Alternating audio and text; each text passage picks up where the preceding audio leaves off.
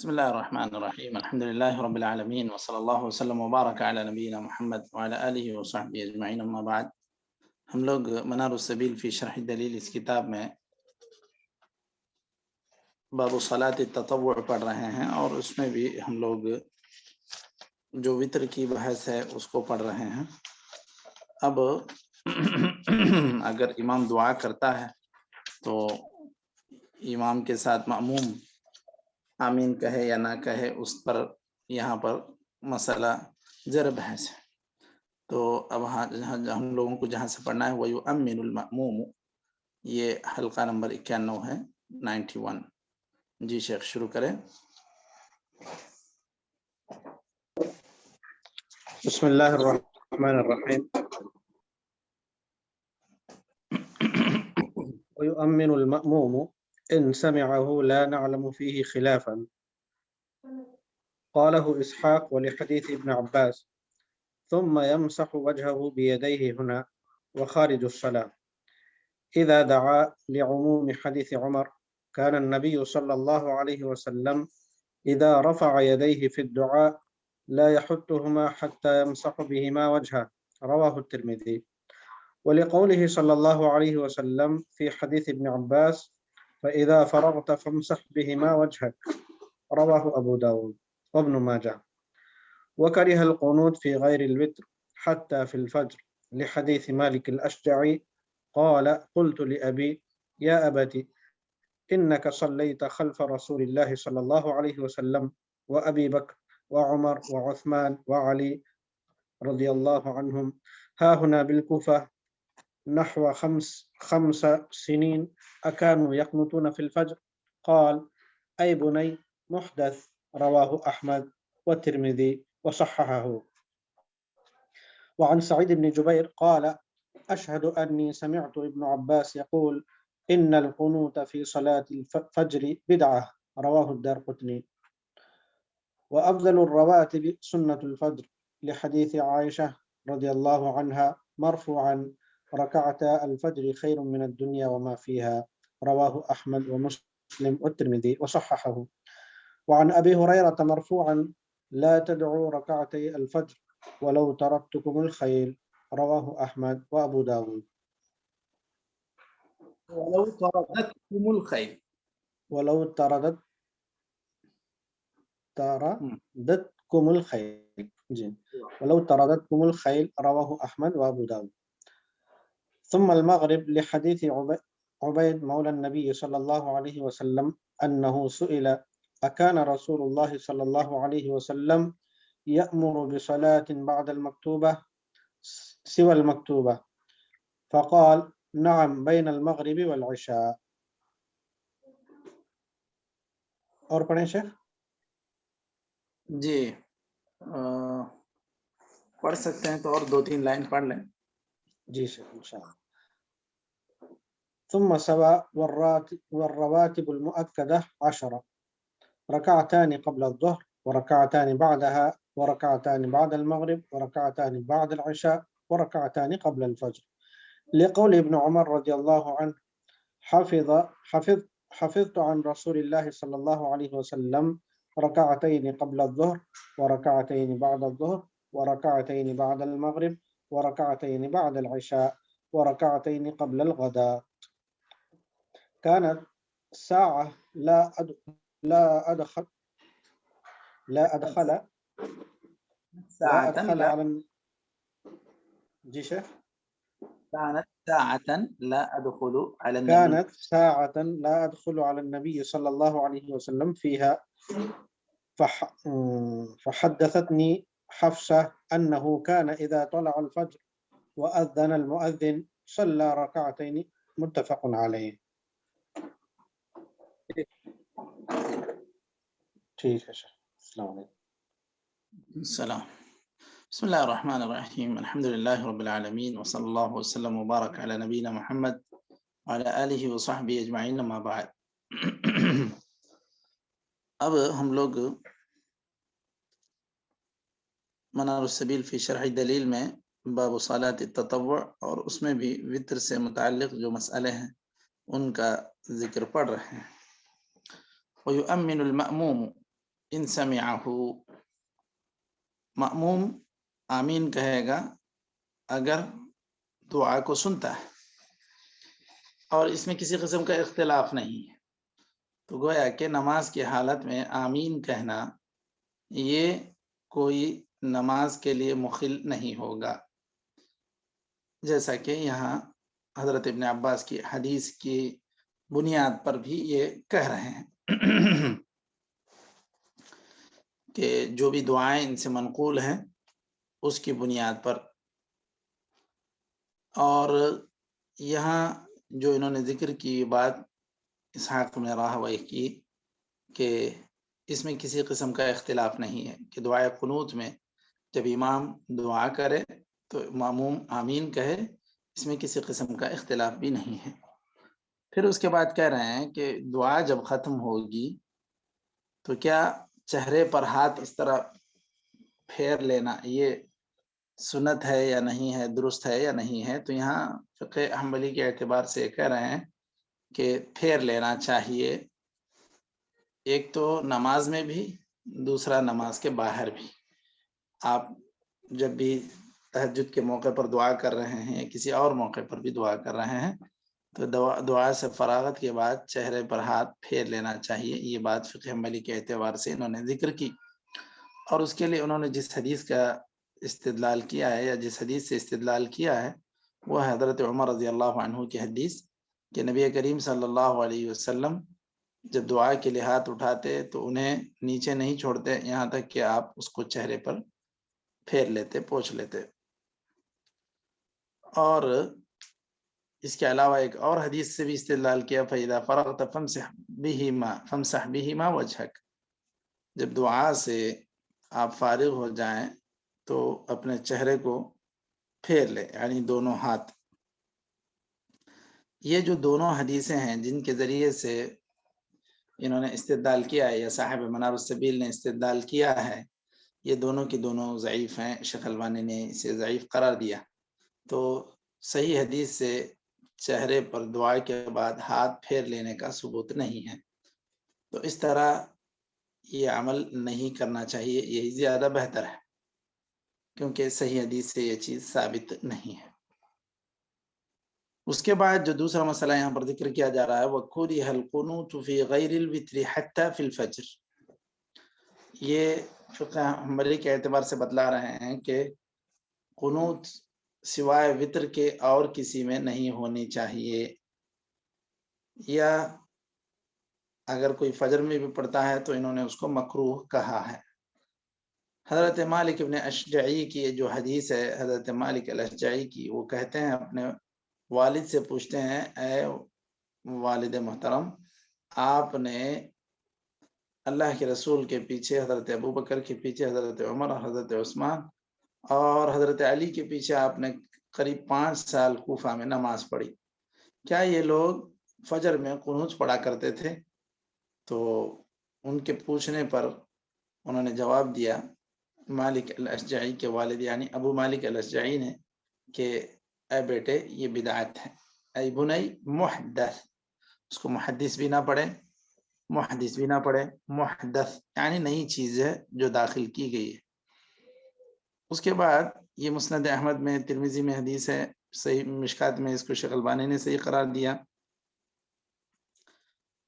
और सईद इब्न जुबैर की रिवायत से इब्न अब्बास की ये राय या इब्न अब्बास का ये कौल मनकूल है कि सलातुल फज्र में, फजर की नमाज में कुनूत पढ़ना बिदअत है। इसकी सनद भी ज़ईफ़ करार दी गई है कि हज़रत इब्न अब्बास से ये कौल साबित नहीं है, लेकिन इतना जो ऊपर सहाबी का कौल गुजरा है, उन्होंने कहा कि मैंने गोया कि खुलफाए राशिदीन के पीछे पढ़ी नमाज, अल्लाह के रसूल के पीछे पढ़ी, लेकिन मैंने ये कुनूत फजर में नहीं सुनी। तो इस एतबार से फजर में कुनूत पढ़ना ये सही नहीं है, गलत है। रही बात अगर नवाजिल हों या मुसलमानों पर कोई उमूमी आफत आ जाए तो क्या ऐसे वक्त में भी कुनूत नाजिला पढ़ना दुरुस्त है या नहीं है मशाइख? पढ़ना है शेख, दुरुस्त है।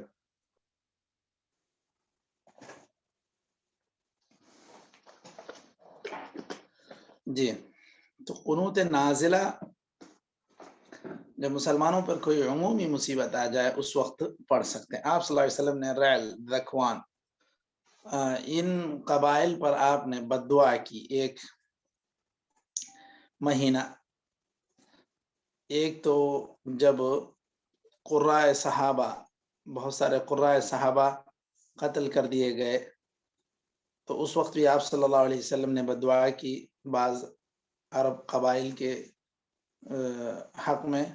اور اس کے علاوہ بھی جب مسلمانوں کے صدقے کے پاس جن لوگوں کو آپ صلی اللہ علیہ وسلم نے بھیجا تھا ان کو،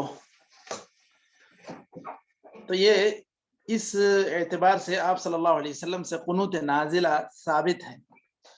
تو آپ صلی اللہ علیہ وسلم نے قنوت نازلہ پڑھا جو بد دعا کی صحابہ کو، جن لوگوں نے شہید کیا ان کے خلاف آپ صلی اللہ علیہ وسلم نے بد دعا کی. تو قنوت نازلہ پڑھنا یہ نبی کریم صلی اللہ علیہ وسلم کی سنت سے ثابت ہے. لیکن یہی جو وطر میں پڑھی جاتی ہے یہ قنوت آپ فجر میں پڑھے، یہ درست نہیں.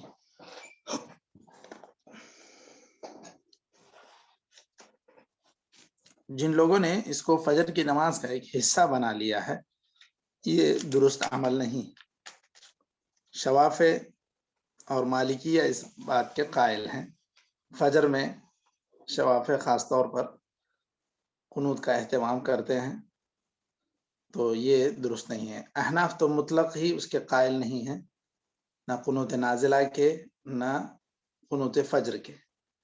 حنابلہ کے یہاں قنوت نازلہ ثابت ہے، قنوت فجر ثابت نہیں ہے. تو اس اعتبار سے یہ فقہی نقطہ نظر ہے اس مسئلے میں. لیکن صحیح بات یہی ہے کہ وطر میں قنوت جو ہے یہ وطر میں پڑھی جانی چاہیے. اور یہ بھی جیسا کہ ذکر ہوا، کیا اس کا یہ حصہ ہے یا محض ایک مسنون عمل ہے مشائخ؟ مسنون عمل ہے شیخ. جی، تو اگر کوئی آدمی وطر میں دعائے قنوت نہ پڑھے تو کیا اس کی وطر مکمل ہوگی نہیں ہوگی؟ ہاں جی، ہو جاتی، وطر تو مکمل ہو جاتی. وطر اس کی صحیح ہے، مکمل ہے، کوئی مسئلہ نہیں ہے. بس یہ جو دعا ہے اگر پڑھ لے تو بہتر ہے، نہ پڑھے تو بھی کوئی مسئلہ نہیں ہے. فجر کی جو قنوت ہے یہ درست نہیں ہے. اب اس کے بعد یہاں پر جو مسئلہ ذکر کر رہے ہیں وہ افضل الرواتب سنت الفجر. رواتب اس کے تعلق سے افضلیت ذکر کر رہے ہیں کہ کون سا عمل زیادہ، یعنی نوافل میں کون سے نفل زیادہ افضل ہے. رواتب کی جو تعداد ہے، حضرت ابن عمر رضی اللہ عنہ کی روایت ہے کہ 10 نیچے آ رہی ہے اس کی تفصیل. اور حضرت حفصہ اور حضرت عائشہ رضی اللہ عنہما سے جو روایت ہے وہ 12 کی. اس اعتبار سے دونوں ہی روایتوں میں، ابن عمر، حضرت عائشہ، حضرت حفصہ کی روایتوں میں فجر کے سنتوں کے تعلق سے تو کوئی اختلاف نہیں ہے کہ یہ مؤکد سنتوں میں ہے. بس جو فجر سے کیا کہتے ہیں ظہر سے پہلے والی جو سنتیں ہیں سنن مؤکدہ وہ 4 ہیں یا 2. حضرت ابن عمر کی روایت میں 2 کا تذکرہ ہے جبکہ حضرت عائشہ کی روایت میں 4 کا تذکرہ ہے. تو اس میں صحیح بات یہی ہے کہ جو آدمی یاد رکھے وہ زیادہ قوی ہے یا حجت ہے وہ آدمی، اس کے بالمقابل جس کو وہ بات یاد نہیں رہی، اس کو کہتے ہیں من حفظ حجت علی من لم یحفظ. حضرت ابن عمر سے 10 ہی منقول ہیں، دیگر جو 2 صحابیات امہات المومنین میں ہیں ان سے 12 منقول ہے، تو 12 کی تعداد ہی زیادہ صحیح. افضل الرواتب کا ذکر ہو رہا ہے کہ سنت الفجر یہ افضل الرواتب میں سے ہے. رکعت الفجر خیر من الدنیا وما فیہا. صحیح مسلم اور مسند احمد کی روایت ہے کہ آپ صلی اللہ علیہ وسلم نے کہا فجر کی 2 رکعات یہ دنیا و ما فیہا سے بہتر ہے. اور اسی طرح دوسری روایت ہے لا تدعوا رکعتي الفجر ولو طردتكم الخيل. حضرت ابو ہریرہ کی روایت ہے، یہ سنن نبی داؤد میں ہے اور یہ ضعیف روایت ہے کہ اس کے اندر یہ کہا جا رہا ہے کہ تم لوگ 2 فجر کی 2 رکعت سنت یعنی مت چھوڑو، گرچہ کہ تمہیں خیل مطلب گھوڑے دھتکار رہے ہوں، یعنی مطلب تم کو دشمنوں کا مقابلہ کرنا پڑے، یعنی جنگ کی نوبت رہے، تب بھی ان 2 رکعت نماز یعنی سنت الفجر کو تم مت چھوڑو، یہ بات کہی جا رہی ہے۔ یہ حدیث ضعیف ہے۔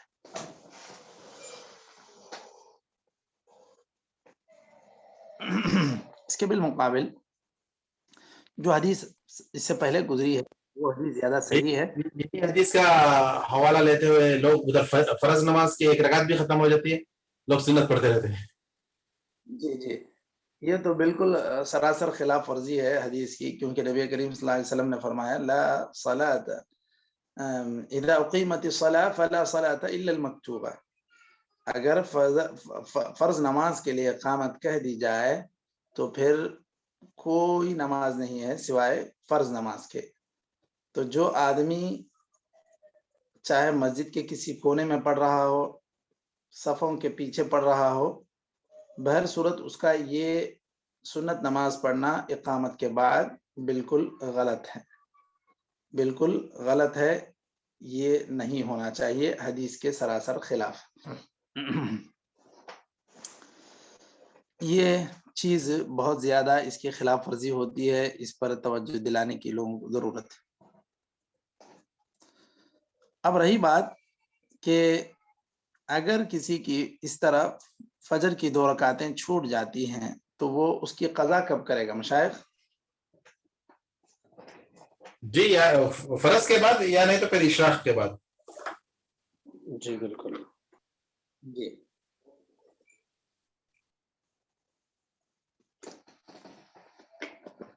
حضرت قیس کی حدیث ہے کہ نبی کریم صلی اللہ علیہ وسلم نے دیکھا ان کو کہ فرض نماز کے بعد بھی 2 رکعت پڑھ رہے تھے۔ آپ نے کہا کہ کیا فجر کی 4 رکعت پڑھ رہے ہیں یا 2 نمازیں پڑھ رہے ہیں؟ تو انہوں نے کہا اللہ کے رسول جو فجر سے پہلے 2 رکعت تھی وہ میں نہیں پڑھ سکا۔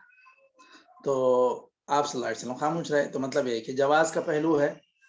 اس کے برخلاف جب آپ صلی اللہ علیہ وسلم سے ایک مرتبہ ظہر کے بعد کی سنتیں چھوٹ گئی تھیں، کوئی وفد آیا تھا تو آپ نے اس کو عصر کے بعد قضا کی۔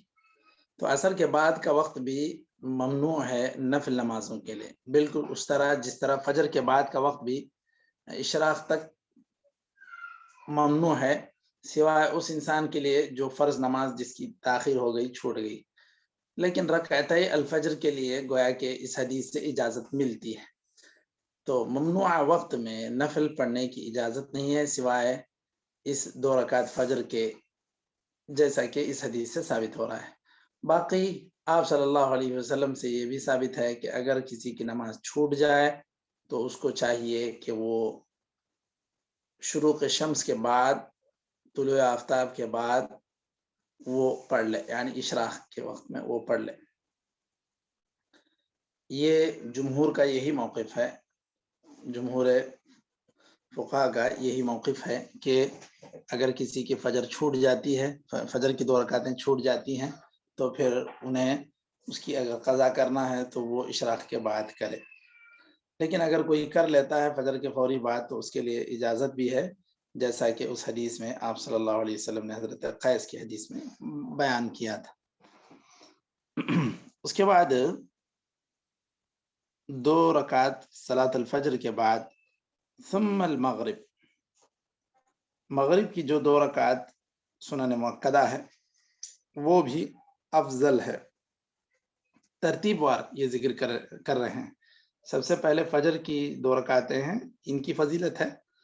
اس کے بعد مغرب کی جو 2 رکعتیں ہیں ان کی فضیلت ہے، اور اس کے لیے انہوں نے جو حدیث یہاں پر ذکر کی ہے وہ ضعیف ہے۔ آپ وہ عبید مولا نبی صلی اللہ علیہ وسلم، ان کی روایت ہے کہ نبی کریم صلی اللہ علیہ وسلم سے کہ پوچھا گیا کہ نبی کریم صلی اللہ علیہ وسلم کیا فرض نماز کے علاوہ بھی کسی نماز کا حکم دیتے تھے؟ تو ذکر ہو رہا ہے کہ ہاں مغرب اور عشاء کے درمیان. تو مطلب یہ کہ یہ جو سنت ہے مغرب کے بعد، یہ گویا کہ سنت مؤکدہ، اس کی تاکید کے لیے وہ ذکر کر رہے ہیں اس روایت کو. وہ روایت ضعیف ہے. بہرکیف جو سنن مؤکدہ ہیں وہ تو مؤکد ہیں. انہوں نے کہا ثم سواء، پھر اس کے بعد چاہے ظہر کی ہو چاہے عشاء کی ہو، یہ مرتبے میں سب برابر ہیں.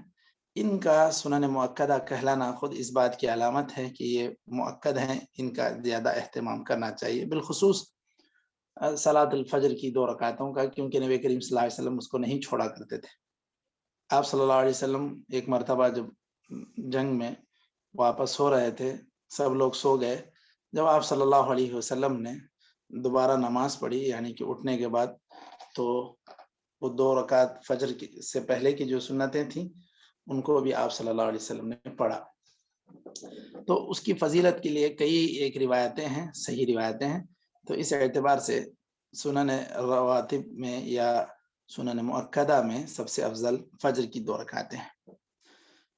پھر یہاں کہہ رہے ہیں سب برابر ہیں، یعنی بقیہ اس کے بعد ترتیب میں یا اہمیت میں برابر ہیں. والرواتب المؤکدۃ 10، 10 رکعت یہ سنن مؤکدہ کی تعداد بتلا رہے ہیں. حضرت ابن عمر رضی اللہ عنہ کی روایت کے مطابق وہ کیا کہتے ہیں، میں نے نبی کریم صلی اللہ علیہ وسلم سے یہ بات یاد رکھی ہے کہ 2 رکعت آپ صلی اللہ علیہ وسلم ظہر سے پہلے، 2 رکعت ظہر بعد، 2 رکعت مغرب بعد، 2 رکعت عشاء بعد پڑھا کرتے تھے، اور 2 رکعت صبح کی نماز سے پہلے. اور یہ 2 رکعت صبح کی نماز جب آپ صلی اللہ علیہ وسلم پڑھتے تھے، یہ ایسا وقت تھا کہ میں آپ صلی اللہ علیہ وسلم کے گھر میں داخل نہیں ہوتا تھا، فجر سے پہلے کا وقت ہے. حضرت حفصہ ان کی بہن بیان کرتی ہیں کہ نبی کریم صلی اللہ علیہ وسلم فجر صادق جب طلوع ہوتی تو اذان کے بعد 2 رکعت نماز پڑھ لیتے. یہ مزید فجر کی 2 رکعت سنتوں کے لیے اس میں تائید ہے. جیسا کہ میں نے ذکر کیا، حضرت حفصہ اور حضرت ام حبیبہ اور حضرت عائشہ رضی اللہ عنہما، ان سے یہ چیز منقول ہے کہ آپ صلی اللہ علیہ وسلم کی سنن مؤکدہ کی یا سنن رواتب کی تعداد 12 ہے. اور اس کے علاوہ جو حدیثوں میں فضیلت بھی آئی ہے کہ جو آدمی 12 رکعت کا اہتمام کرے گا، اللہ تعالیٰ اس کے لیے جنت میں گھر بنا دے گا. تو اس کا ذکر 12 رکعت پر ہی ہے. تو اس اعتبار سے زیادہ صحیح یہ ہے کہ سنن مؤکدہ 12 رکعت ہی پڑھی جائیں. تو یہاں تک ہم لوگ رک جاتے ہیں. نکتفی بہذا القدر وصلی اللہ وسلم علی نبینا محمد وعلی آلہ وصحبہ اجمعین. اس کے بعد ویسن قضاء الرواتب والوتر، یہاں سے انشاءاللہ ہم لوگ پڑھتے ہیں. نکتفی بہذا القدر وصلی اللہ وسلم علی نبینا محمد وعلی آلہ وصحبہ اجمعین. والسلام علیکم ورحمۃ اللہ وبرکاتہ.